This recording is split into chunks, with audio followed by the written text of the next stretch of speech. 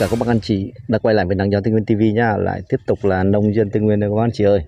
Thì mấy cây trong vườn thì bây giờ xong 2 lần nhấp nước cho nó các bác anh chị, thì bây giờ mắt cua nó đã sáng đây các bác anh chị, nó đã dài cỡ 2 phân 3 phân rồi này. Cái này là nó ra tương đối đều hết rồi nhá. Những cây này năm ngoái thì cũng trái cũng đã có bói năm ngoái là các bác anh chị. Năm nay thì nó bây giờ gần phía trên thì nó cũng đã có lắc tương có là cũng tạm đạm tương đối rồi. Nếu gần to đứng trên kia thì nó cũng có đôi bông các anh chị, cần nhỏ có này. Thì cái bộ lá này thì nó bị suy, nó vàng này. Đấy, một số là nó vàng luôn, thiếu vi lượng hay thiếu chất dinh dưỡng, hay là do cái đạm cá bên kia em ủ một cái hồ đạm cá đó. Thì hồi trước kia đã chôn cái bã nó ở các cái góc nhé, đào chôn cái bã, còn một số hơi đặc phía trên thì em đã pha và tưới ở mấy cây này. Và tưới ở trong này thì cũng tưới hơi nhiều hơn, do cái bã ở trên thì bỏ tưới ưu tiên nó kiểu tưới cho nó bớt cái bã đi, thì tưới ở nhà là nhiều hơn.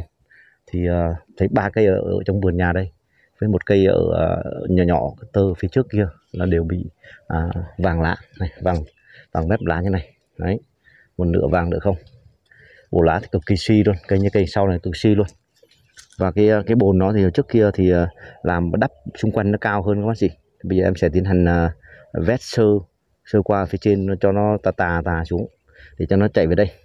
Ở ngay chỗ đây thì có một cái mương đấy, có một cái mương hơi sâu hơn xí này, thì em sẽ vét một cái rãnh đây và đắp cái bồn tà từ trên nó cho nó chạy đây. Khi mưa đột xuất thì nó sẽ không bị úng cổ rễ, nó sẽ bị dễ bị thối cổ rễ nhá. Cái này hồi xưa là trồng sâu nữa các bác chị, nó từ mất ghép này xuống đây là sâu này, nên là bây giờ phải xử lý bằng cách đó thôi. Thì 2 cây ở phía ngoài này thì nó đều có hố hết nhá. Bên này em làm một cái hố này, cây tơ đằng trước kia thì cũng có một cái hố phân chuồng, hố nuôi heo hồi xưa thì trồng bầu lên đó thì nó chạy vào đó được. Còn 2 cây này thì nó chạy xuống cái hố này, nó hố cỏ đó, thì vét mương xuống thì cái cổ cây này thì vẫn trồng cao hơn này. Những cây này thì cũng có tương đối hoa rồi đấy, các bạn chị nhìn thấy nó phía trên lú mắt cua nó cũng tương đối là sáng rồi. Thì bây giờ em sẽ tiến hành sẽ vét cái bồn này xong rồi sẽ tiếp tục bỏ phân cho nó. Vừa rồi bỏ cái phân có hàm lượng humic, bỏ cho mấy cái sầu riêng tơ ngoài kia thì thấy mấy cái sầu riêng tơ nó phát trồi lá xanh và đọt ra mặn, nên là em sẽ tiến hành xử lý cung cấp cho nó vi lượng luôn nhá. Tại vì thấy cái bộ lá sau này nó bị suy vàng quá, này tưới 2 lần thì bây giờ cái bộ lá thì nó cũng thấy tương đối lại hơi tươi tỉnh lại hơn một xí. Hôm trước mấy trước ép là nó nói luôn, nhưng chỉ còn cái độ vàng lá thì nó vẫn còn này, đó các chị nhìn thấy không, vàng lá vẫn còn này. Đây là vàng thiếu vi lượng, hay thì vì đạm cá mình tưới nhiều nó bị ảnh hưởng đến bộ rễ. Thì bây giờ đợt này sẽ tưới thì bỏ phân cho nó thôi, xem một thời gian tình hình nó như nào nhá. Thì nếu bộ lá mà suy như thế này thì cũng không ổn lắm, để làm trái làm đồ cũng không ổn lắm nhá. Đây là cái phi đạm cá này các anh chị. Đợt trước thì đã vớt một lớp bã để chôn rồi, lấp xuống dưới các cái ấy rồi, và lưới cư lớp đặc ở trên thì đi tưới thì cũng lạm dụng. Nói chung là 3 cây sau vườn này thì cũng hơi lạm dụng nó xí, nên là em nghi là sợ bị đạm cá. Còn ở ngoài kia thì có tưới một lần nhưng mà tưới ít hơn, nên là cái bộ lá nó chưa có bị suy, chưa bị vàng đốm giống như mấy cái này. Đây các chị này, đấy, nó bị nặng như mấy cái lá này. Khi nó vàng rồi thì chắc chắn nó sẽ rụng. Mà đợt này mà mình không kéo cho nó được đợt cơi, cho nó thêm bộ lá cho nó khỏe, thì đến nuôi trái sau này chắc chắn sẽ ảnh hưởng đến phần nuôi trái, nó sẽ rụng. Đây, đứng từ phía bên này thì mình nhìn các cái mắt cua đó, các mắt cua thì nó sáng hơn, dài hơn. Đấy, lên trên này thì nó nhiều hơn, đứng bên kia nhìn sang thì nó thấy nó ít hơn. Đây là cái hố này hố thoát nước nha các anh chị. Đấy, hố thoát nước. Cây bên này cũng thế này, cây này thì cũng bị xì mù này. Đấy, xì mù này, cạo quét rồi các anh chị. Còn cái chồi mắt cua thì ra đầy này. Đấy, mấy cành to trên kia cũng thế này. Đấy, cũng thấy ra nhiều rồi. Thì bây giờ cũng không thể chờ nữa, bây giờ sẽ bỏ phân cho nó để dưỡng cái bộ lá, chứ nếu không thì sợ bộ lá là nó sẽ bị suy. Nó bị suy thì mình làm trái sau này cực lắm. Đấy, những cái tơ này thì cũng đã phục hồi này, cũng đã cành tán rồi, cũng tương đối, nhưng mà lá vẫn bị vàng này, giống như đấy, lá vẫn bị vàng giống như 3 cây lớn đằng sau nhé. nên là em sẽ đang nghi cái đầm cho cái đầm cá nó bị ảnh hưởng. Bầu vừa rồi thì đã trồng mà nó bò lên trên giàn đó các chị, bắt đầu có trái rồi. Đấy, lên cả cái ổi luôn. Rau thì một số ăn và một số cũng đã tàn rồi, nhưng mà trồng trong cái lon bia lon đồ thì nó không lên được. Đấy. Bây giờ em sẽ ra xử lý cho cái bồn đằng sau này. Mấy cái bồn này thì cũng hồi trước đã tiến hành xử lý vát tali này, cũng chỉ có mương chạy xuống thôi. Còn bồn kia thì do nó nằm xung quanh nó cao hết nên là mình chưa kịp cách nào xử lý được, nên là bây giờ sẽ vết sơ cho nó. Đấy. Vết sơ cho nó và để xử lý bỏ phân nhá. Đấy, các bác chị nhìn bộ lá kìa, bộ lá ép cho ra bông ra bắt cua nó là nó suy lá luôn, vàng lá luôn, mà bây giờ mà không phục hồi được thì đó, nhân cho bên kia này, các bác chị nhìn thấy không, đó, căn bên kia là nó vàng lá luôn rồi, suy lá luôn rồi. Liệu có thể phục hồi lá được lại để mà nuôi trái hay không thì bây giờ cố gắng thôi. Bây giờ phải xử lý đất, làm bồn cho nó sơ để nó có cái xong, bắt đầu là sẽ tiến hành vào bỏ phân cho nó tưới luôn nhá. Đợt là nhấp 2 lần rồi, bây giờ chắc nó sẽ làm quen rồi, mình sẽ xử lý luôn, cấp tốc luôn. Bây giờ sẽ bước vào vét bồn cho nó nha các bác chị. Đây là cũng tạo lại cái bồn cho nó đỡ chứ, tại vì đất trước là đất đây là nó cao, mà cái bộ rễ là nó sẽ chưa ăn lên tới đây, nên là vét bớt đi để cho nó rễ ăn để phục hồi cái này luôn.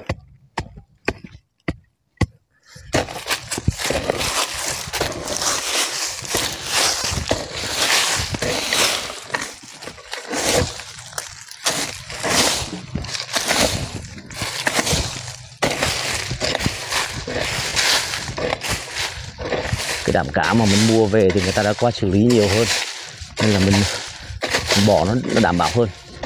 Còn đạm cá của mình nên mua về ủ đấy, các cái men và các cái đồ mình làm chưa bài bản, rồi cái nguồn gốc cá nó cũng chưa bài bản, chưa biết nguồn gốc nó như thế nào nữa.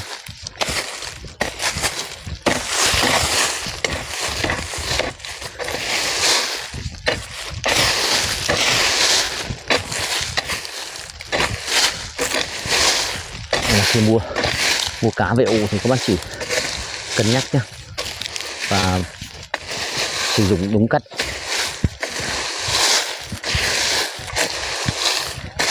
Hoặc là ủ thật lâu thì cho nó đảm bảo.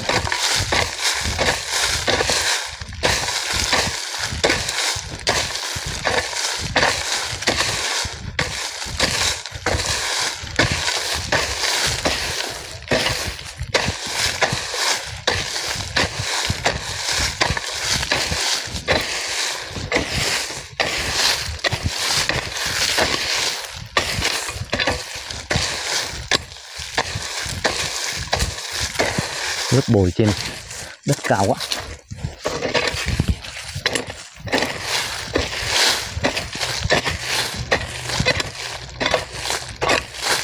Cái bộ rễ nó chưa ăn lên tới nơi được, bây giờ là rễ nó ăn ra ngoài tán lá đâu mà cái bờ đất nó cao quá.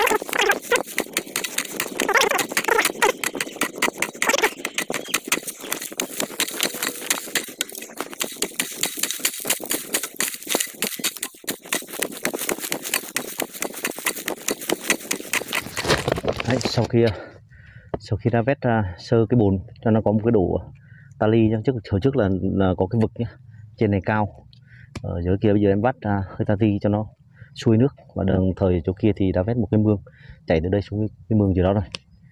Bây giờ thì em sẽ tiến hành vào bỏ phân cho nó nhé. Trong cái hàm lượng phân này thì nó có humic màu đen thui, các anh chị. Mà thường là bây giờ đến mùa làm bông kéo bông này thì người ta thường là bỏ 20 10 10 10 hoặc là bộ ba số. Bây giờ thì vừa rồi bỏ cái phân cho cái tơ, các bạn chỉ thấy nó đọt kéo ra mạnh khỏe và bộ lá xanh, thì đợt đầu cho nó để nó kéo cái bộ đọt ra nhá, tại vì cái bộ lá đã suy rồi, vàng quá rồi, bộ lá hàm lượng mà đạm ít hoặc là ít mà kéo không kịp là sợ bộ lá nó theo không kịp. Và bây giờ thì em sẽ tốc hành.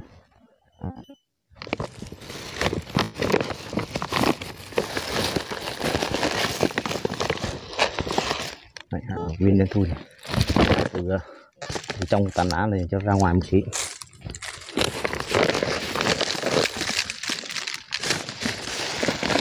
Làm sầu riêng cực lắm chị. Ra đọt nhiều thì bắt đầu là đè cổ đi chặn đọt rồi hãm đọt, không cho nó phát triển. Đến lúc bộ lá bộ đọt hoa nó ra đều được rồi thì bắt đầu là lá suy, bắt đầu lại đi kéo đi ruộng, cực quá. Cái này thì bỏ vừa thôi cho làm quen đã, bắt đầu là tiếp theo sẽ bỏ đậm hơn.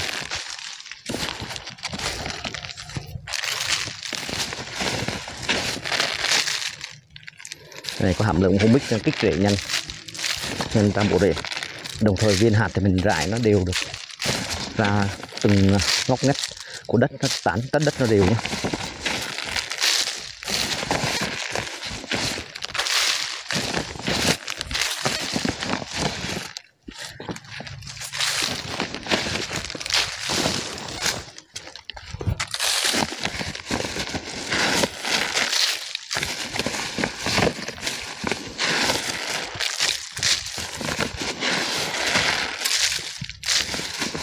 Ở ngoài vườn kia thì lá nó xanh hơn, nó không bị suy, ít suy hơn.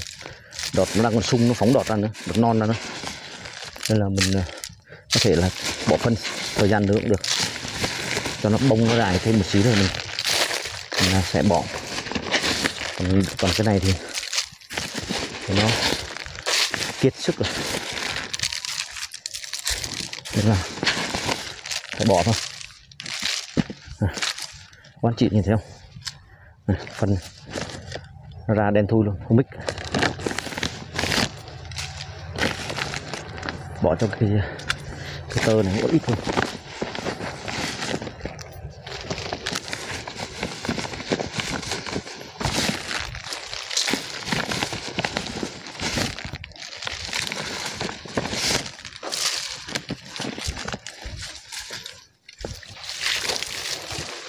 Rồi bây giờ thì tiến hành nhấp nước cho nó ngấm phân, thúc đẩy quá trình phát triển, dưỡng lại bộ lá, kéo đọt non.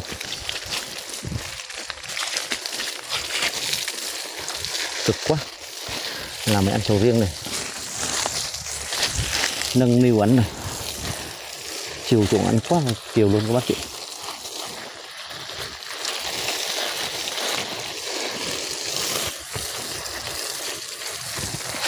Rứt qua cho nó tan phân, xong rồi để cứ cái nó ngấm cũng được.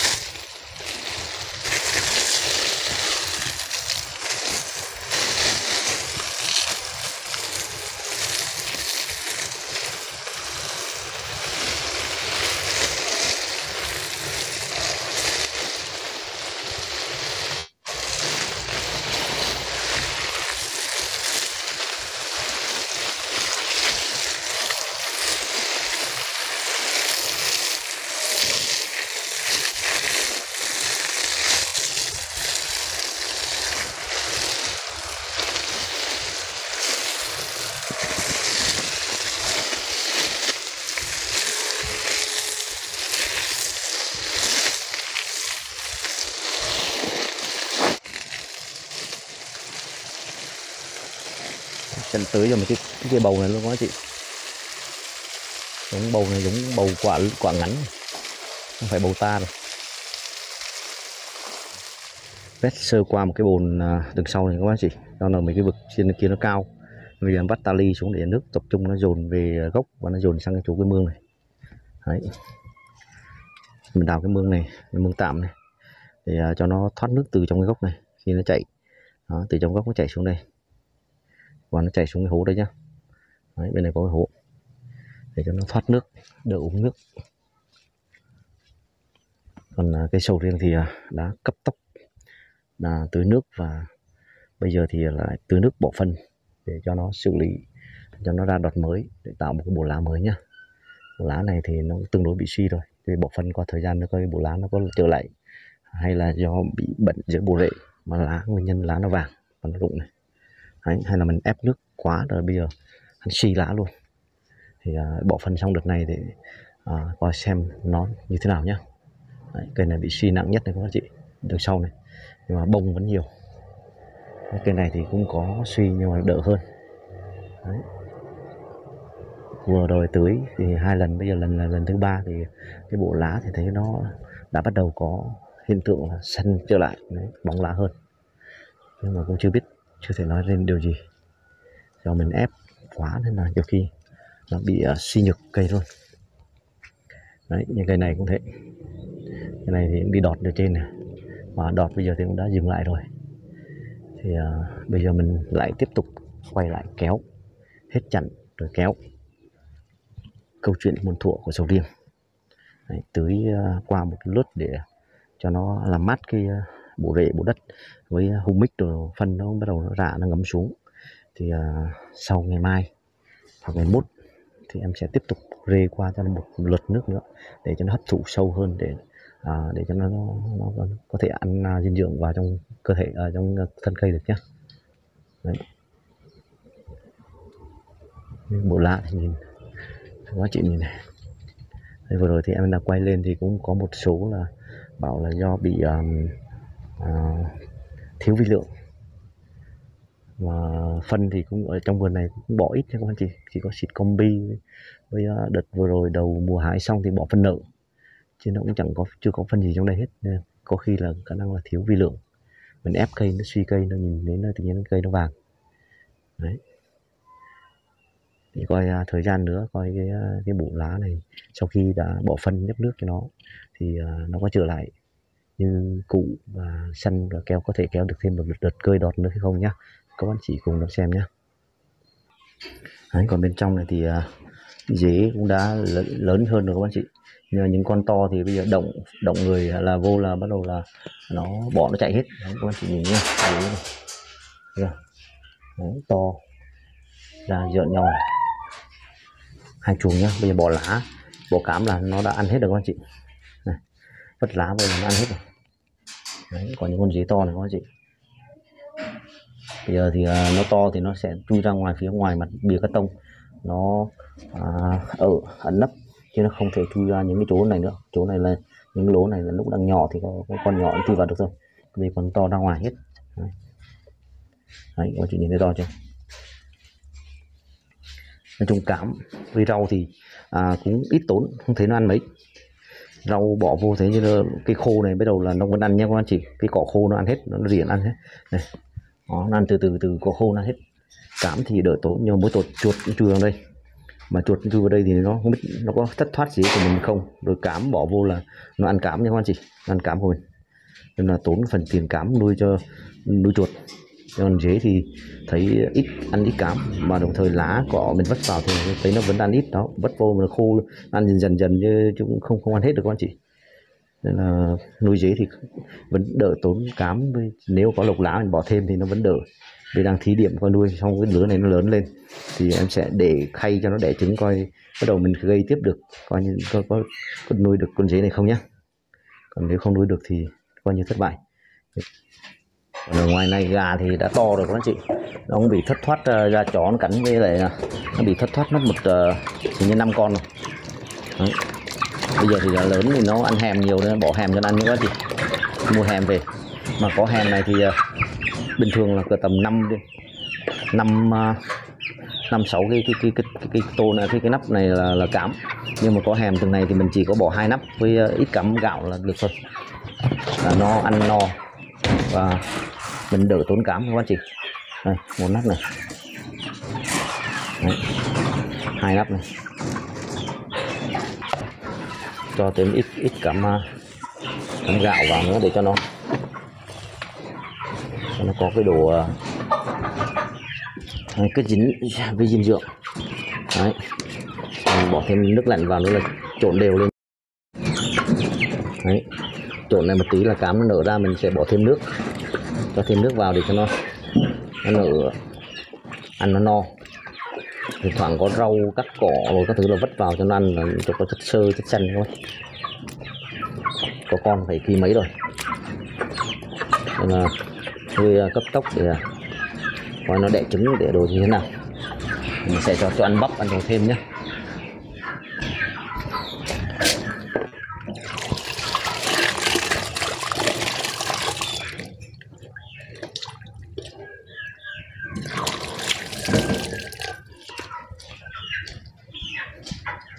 Đây, sau khi bỏ thêm nước các bạn chị, mình sẽ đảo cho nó nở, cho nó đều, cho nó nở ra, rồi mình sẽ đổ cho ăn nhé.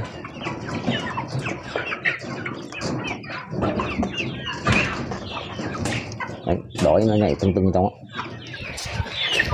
Đấy, bây giờ cho nó ăn các bạn chị, cho nó ăn nó bay vù vù. Đấy.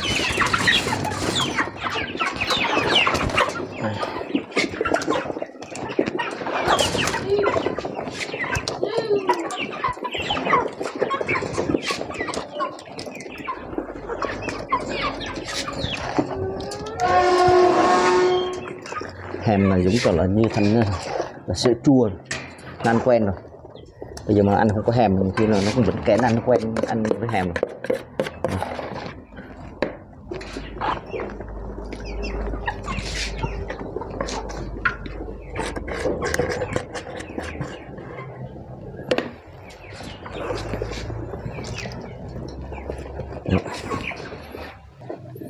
Đấy, bây giờ các chị nhìn theo.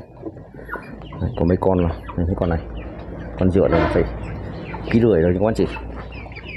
Đấy, sau một thời gian các anh chị quay lại xem cái đàn gà này. Đấy, to đều hết rồi, nhưng đã thất thoát mất 5 con rồi. Ra chó nó cắn mất 2 con, còn lại tự nhiên sau mà nó bị chết trong chuồng các anh chị. Đấy, cao xuống này. Đàn gà đang phát triển.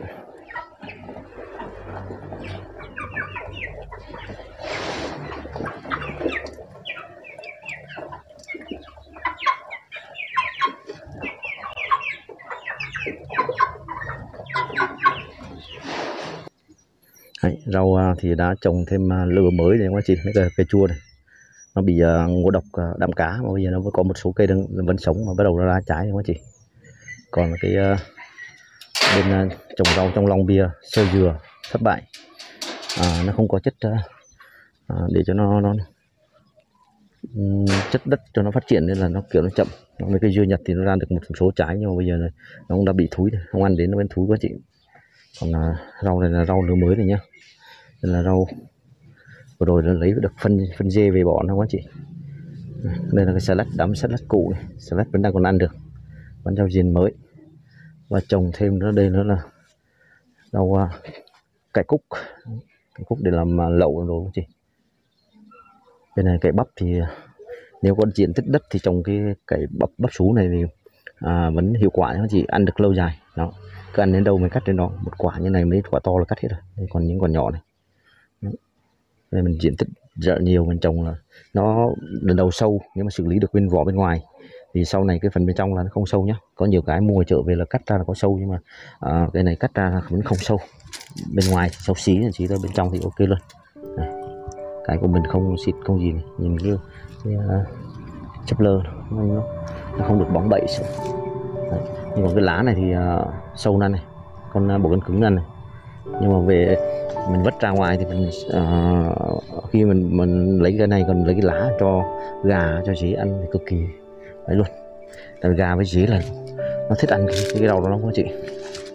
Con bầu này đấy, các chị nhìn thấy bầu này, bầu này nó lên một mớ trên tràn, nhưng mà bầu này không phải bầu ta nhá, bầu này bầu ngắn đấy. Trái này cứ mắt trái mắt trái nhá, đây đấy, cứ mắt trái này trên này, lò trên tràn này đấy, tràn bí, tràn bầu. Còn thời gian nữa coi nó đậu được bao nhiêu quả. Đến sản hôm nay đi ra vườn sửa lại cái bồn đằng sau kia và bỏ phân cấp tốc để truyền đạm, truyền chất bộ cho nó, để cho nó phục hồi lại cái bộ lá, và đồng thời kéo thêm một đợt đọt nữa để kiếm thêm bộ lá mới nha. Tại vì bộ lá vừa rồi nên có hiện tượng vàng lá thì không biết như thế nào, nên em cũng tranh thủ để kéo thì coi để nó phát triển hay không, thì các bạn chị cùng đón xem những tập tiếp theo coi nó như thế nào nhé. Thôi em cũng xin phép kết thúc video tại đây. Xin cảm ơn và xin chào. Hẹn gặp lại các anh chị ở các tập tiếp theo nha.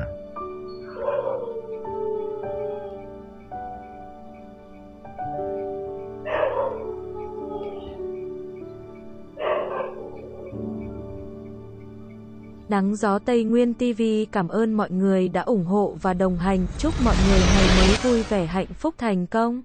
Nang jo Taina Wien TV Sin Cam on Waringuoi Da Ung Ho Va Dong Han Chuking Gi Mwa Vue Ve Han Phuc Than Kong.